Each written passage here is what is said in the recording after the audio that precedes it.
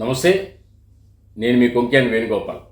ప్రస్తుతం ఆంధ్రప్రదేశ్ రాష్ట్ర రాజకీయాల్లో ఉన్న ప్రధానమైన పార్టీ వైఎస్ఆర్ కాంగ్రెస్ పార్టీ. నిన్న మొన్నటి వరకు అధికారంలో ఉన్న ఈ రాజకీయ పార్టీ ఇప్పుడు ఎటువైపు అడుగులు వేస్తుందనేది చర్చకు దారితీస్తున్న అంశం. ప్రధాన ప్రతిపక్షంగా అవసరమైన స్థానాలు సంపాదించలేక 11 సీట్లకే పరిమితం కావడం, 11 అసెంబ్లీ సీట్లతో పాటు 4 పార్లమెంటు సీట్లు సాధించుకోవడం జరిగినప్పటికీ ఈ రాజకీయ పార్టీ మనుగడ ప్రశ్నార్థకమని, బీజేపీలో విలీనమవుతుందని, కాంగ్రెస్లో విలీనమయ్యే అవకాశం ఉందని రకరకాలుగా ప్రచారాలు జరుగుతూ ఉన్నాయి. అయితే వాస్తవానికి కాంగ్రెస్ పార్టీ నుండే ఈ వైఎస్ఆర్ కాంగ్రెస్ పార్టీ పుట్టింది. కాంగ్రెస్ పార్టీకి చెందినటువంటి కేడరే ఈరోజు వైఎస్ఆర్ కాంగ్రెస్ పార్టీలో ఉంది. కాంగ్రెస్ పార్టీలో ఎందుకు విలీనమవుతుంది? మరోవైపు బీజేపీలో విలీనమవుతుందనే వాదన వినిపిస్తూ ఉంది. బీజేపీలోనే ఎందుకు విలీనం కావాలి? బీజేపీ ప్రస్తుతం కేంద్రంలో అధికారంలో ఉంది. బీజేపీ మిత్రపక్ష కూటమి ఆంధ్రప్రదేశ్ రాష్ట్రంలో అధికారంలో ఉంది. అందువల్ల ఈ రాష్ట్రంలో వైఎస్ఆర్ కాంగ్రెస్ పార్టీగా బతకడం కష్టమవుతుందేమో, అందువల్లే బీజేపీలో విలీనమవుతుందని ఒక ప్రచారం వైఎస్ఆర్ ఏతర పార్టీలకు చెందినవారు చేస్తూ ఉన్నారు. గతంలో వైఎస్ఆర్ కాంగ్రెస్ పార్టీ నుంచి బయటికి వెళ్ళిపోయిన కొందరు, వైఎస్ఆర్ కాంగ్రెస్ పార్టీకి వ్యతిరేకంగా ఉన్నవారు కొందరు, వైఎస్ఆర్ కాంగ్రెస్ పార్టీకి వ్యతిరేకంగా ఉన్న మీడియా కొంత శాతం జగన్ పార్టీ ఖతం అనే ప్రచారాన్ని చేస్తూ ఉంది. దీనికి తగ్గట్టుగా ఆధారాలను సెట్ చేసుకునే విధంగా ట్రై చేస్తూ ఉంది. ఇందులో మనం చూసుకుంటే నిన్న జరిగిన లోక్సభ స్పీకర్ పదవి విషయంలో YSR Congress party Lok Sabha speaker అభ్యర్థిత్వానికి బీజేపీ పక్షాన నిలిచిన ఓం బిర్లాకు బేషరతుగా మద్దతు పలకడం బీజేపీలో జగన్ పార్టీ చేరిపోతుందని ఒక ప్రచారానికి ఆస్కారం ఇచ్చే విధంగా జరుగుతూ ఉంది. మరొక వైపు కాంగ్రెస్ పార్టీలో చేరుతారనే ప్రచారానికి ఉన్న అంశం ఏంటంటే, కర్ణాటక రాష్ట్రంలో ఉప ముఖ్యమంత్రిగా ఉన్న సీనియర్ కాంగ్రెస్ నాయకుడు డీకే శివకుమార్ను మాజీ ముఖ్యమంత్రి వైఎస్ఆర్ కాంగ్రెస్ పార్టీ అధినేత వైఎస్ జగన్మోహన్ రెడ్డి కలవడం. వైఎస్ జగన్మోహన్ రెడ్డి డీకే శివకుమార్ను కలిశారు కాబట్టి కాంగ్రెస్ పార్టీలో వైఎస్ఆర్ కాంగ్రెస్ పార్టీ విలీనంపైనే చర్చ జరిగిందని, అదే వాస్తవమని, డీల్ కుదిరిందని ఒక ప్రచారం చేసుకుంటూ ఉన్నారు జగన్ వ్యతిరేక కూటమి వారు ఎవరైనా కావచ్చు. అయితే జగన్మోహన్ రెడ్డి వైఎస్ఆర్ కాంగ్రెస్ పార్టీని నడపలేక అటు కాంగ్రెస్ పార్టీలోనో ఇటు వైఎస్ఆర్ కాంగ్రెస్ పార్టీని బీజేపీలోనో విలీనం చేస్తారనేది వాస్తవమా కాదా అనేది ఇప్పుడు ఆలోచించాల్సిన విషయం.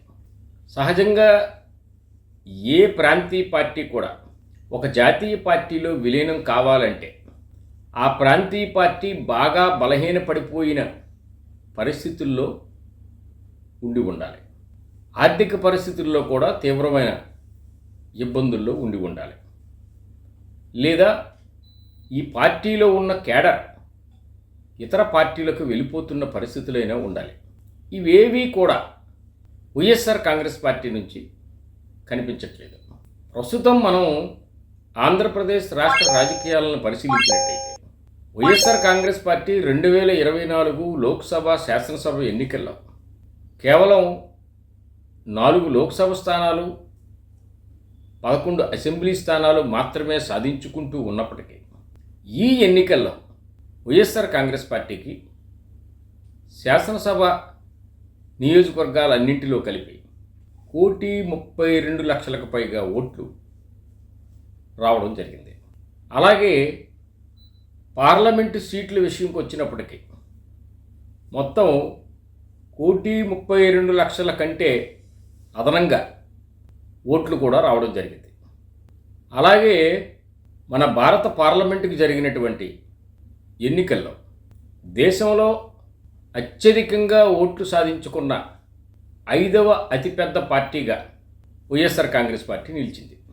మొట్టమొదటి స్థానంలో బీజేపీ, రెండో స్థానంలో కాంగ్రెస్, మూడో స్థానంలో సమాజ్వాదీ పార్టీ, నాలుగో స్థానంలో తృణమూల్ కాంగ్రెస్ పార్టీ, 5వ స్థానంలో వైఎస్ఆర్ కాంగ్రెస్ పార్టీ నిలిచాయి. ఇంతకీ 5వ స్థానంలో నిలిచిన వైఎస్ఆర్ కాంగ్రెస్ పార్టీ ఎందువల్ల విలీనం వైపు దారితీస్తుంది అనేది ఇప్పుడు ప్రశ్న. ఆంధ్రప్రదేశ్ రాష్ట్రంలో 40% ఓటు బ్యాంకును 2024 అసెంబ్లీ పార్లమెంట్ ఎన్నికల్లో సాధించుకున్న వైఎస్ఆర్ కాంగ్రెస్ పార్టీ ఇంకొక పార్టీలో ఎందుకు విలీనం అవుతుంది? దేశంలోనే 5వ అతిపెద్ద పార్టీగా ఓట్లు సాధించుకున్న పార్టీగా నిలిచిన క్రమంలో ఎందుకు బీజేపీలో అయినా కాంగ్రెస్లో అయినా ఎందుకు విలీనం అవుతుంది అనేది ఇప్పుడు ప్రశ్న. వాస్తవానికి జగన్ అంటే పడని, జగన్ని వ్యతిరేకించే వ్యక్తులైనా పార్టీలైనా వ్యవస్థలైనా జగన్మోహన్ రెడ్డి పార్టీ విలీనం అయిపోతుందనే ఒక ప్రచారం మొదలు పెడితే ఆ పార్టీలో ఉన్నవారు వేర్వేరు పార్టీలకు వెళ్ళిపోయే అవకాశం ఉంటుందని ఆడుతున్నటువంటి ఒక మైండ్ గేమ్గా భావించవచ్చు. ఇప్పటికే కొంతమంది జగన్ పార్టీ బీజేపీతో కలవబోతుందని, విలీనమైపోతుందని చెప్తూ ఉన్నారు. అలా చెప్తున్న వ్యక్తుల్లో గతంలో వారు ఒక రాజకీయ పార్టీ తరఫున ఎన్నికై మరో పార్టీలో కలిసి ఆ పార్టీ ఓడిపోతే అందులో నుంచి మళ్ళీ బీజేపీతో కలిసిపోయిన సందర్భాలు ఉన్నాయి. అలాంటి వ్యక్తులే ఇప్పుడు ఈ ప్రయత్నం చేస్తున్నారని మనం అర్థం చేసుకోవాలి.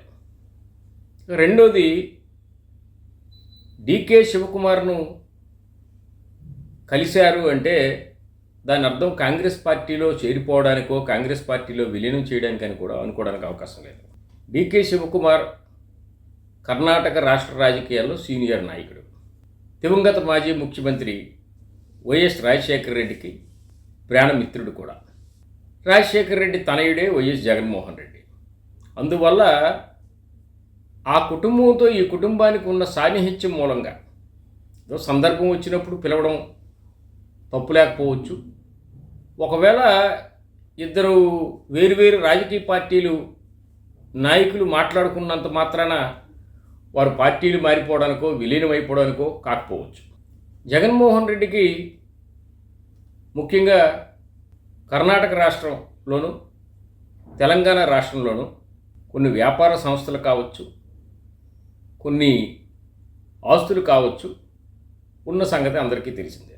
ఇటు కర్ణాటక రాష్ట్రంలోనూ అటు తెలంగాణ రాష్ట్రంలోనూ కాంగ్రెస్ పార్టీ అధికారంలో ఉంది కాబట్టి కాంగ్రెస్ పార్టీలో వైఎస్ఆర్ కాంగ్రెస్ పార్టీ విలీనం అవుతుందనేది ఒక ప్రచారాస్త్రం. కానీ జగన్మోహన్ రెడ్డి కాంగ్రెస్ పార్టీని వీడి వైఎస్ఆర్ కాంగ్రెస్ పార్టీని స్థాపించిన సంగతి అందరికీ తెలుసు.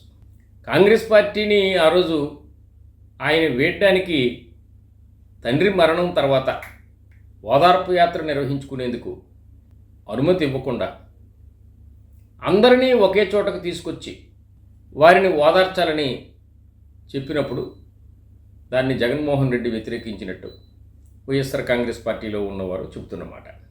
రెండోది, ఆ రోజుల్లో అటు కాంగ్రెస్ పార్టీ అలాగే రాష్ట్రంలో వైఎస్ఆర్ కాంగ్రెస్కి వ్యతిరేకంగా ఉన్నటువంటి టీడీపీ ఉమ్మడిగా కలిసి జగన్పై కేసులు వేయించారు, జైల్లో పెట్టించారని ఒక ఆరోపణలు ఉన్నాయి.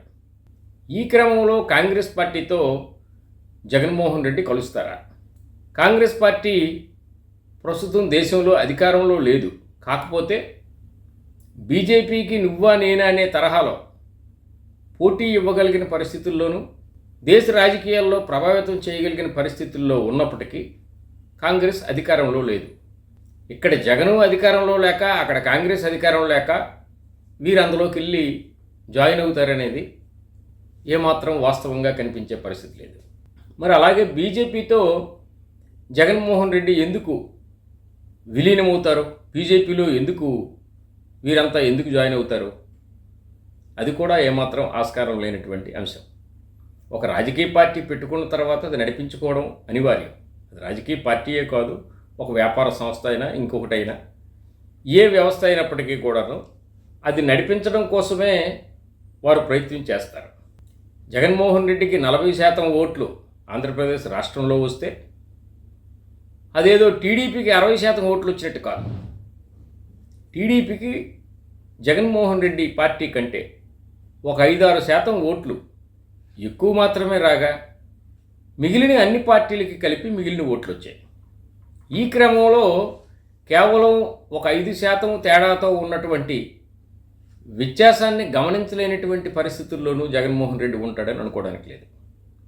అయితే జగన్మోహన్ రెడ్డి మీద గతంలో ఉన్నటువంటి కేసులు మళ్ళీ కేంద్రం తవ్వుతుందని, కూటమి ప్రభుత్వంలో ఉన్నవారు తవ్వి జైల్లో పెట్టిస్తారని ఒక ప్రచారం కూడా జరుగుతుంది. దానికి భయపడే జగన్ తన పార్టీని బీజేపీలో విలీనం చేస్తారన్నది ఒక ప్రచారం. అయితే జగన్మోహన్ రెడ్డికి జైలు కొత్త కాదు, బెయిలు కొత్త కాదు. అందువల్ల జైల్లో పెట్టించడం అనేది కూడాను ప్రభుత్వాల చేతిలో ఉండే వ్యవహారంగా పూర్తి స్థాయిలో ఉండదు. అది న్యాయ వ్యవస్థ పరిధిలో ఉంటుంది కాబట్టి తదుపరి పరిణామాలు ఎలా ఉంటాయనేది ఎవరూ చెప్పలేరు. ఇక బీజేపీలో ఎందుకు చేరుతారు, బీజేపీలో ఎందుకు విలీనమవుతారు? వైసీపీకి ఉన్న ఓటు బ్యాంక్ ఏది? ఎస్సీ, ఎస్టీ, మైనారిటీ, క్రిస్టియన్, ముస్లిం లాంటి సామాజిక వర్గాల ఓట్లు. ఇంత కూటమి ప్రభంజనంలో కూడా వైఎస్ఆర్ కాంగ్రెస్ పార్టీకి వచ్చిన ఓటు షేర్ చూసుకుంటే ఈ ఎస్సీ, ఎస్టీ, మైనారిటీ సామాజిక వర్గాలు ఉన్న చోట్లలోనే కాస్త బలమైన ఓటు బ్యాంకు వచ్చింది. కొన్ని నియోజకవర్గాల్లో ఓడిపోయినా గట్టి పోటీ ఇవ్వగలిగిన పరిస్థితుల్లో అక్కడే కనిపించింది. అందువల్ల ఈ ఓటు బ్యాంకును వదులుకునే పరిస్థితుల్లో జగన్మోహన్ రెడ్డి ఉంటారా? బీజేపీలో విలీనం చేస్తే ఆంధ్రప్రదేశ్ రాష్ట్రంలో బీజేపీ బలోపేతం అవుతుందా? ఇలాంటి ప్రశ్నలన్నీ ఉన్నాయి.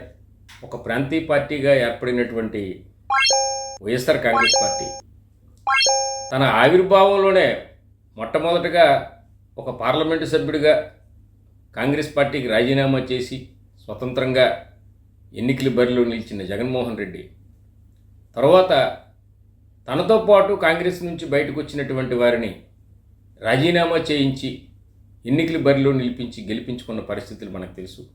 2014లో వైఎస్ఆర్ కాంగ్రెస్ పార్టీ ఎవరితో పొత్తు లేకపోయినా 67 సీట్లు సాధించుకుంది, అసెంబ్లీ సీట్లు.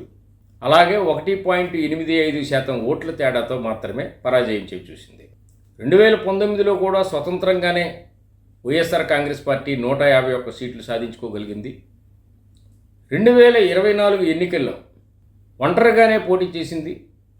సాధించుకున్న సీట్ల సంఖ్య తక్కువైనప్పటికీ ఓట్లు ఎక్కువగా సాధించుకున్న ఈ పార్టీ ఇంకొక రాజకీయ పార్టీలో విలీనమయ్యే అవకాశాలైతే ఏమాత్రం కనిపించట్లేదు. కేవలం కొన్ని వర్గాల సృష్టిగానే దీన్ని భావించాలి. ఇది ఒక మైండ్ గేమ్గా కూడా మనం భావించవచ్చు.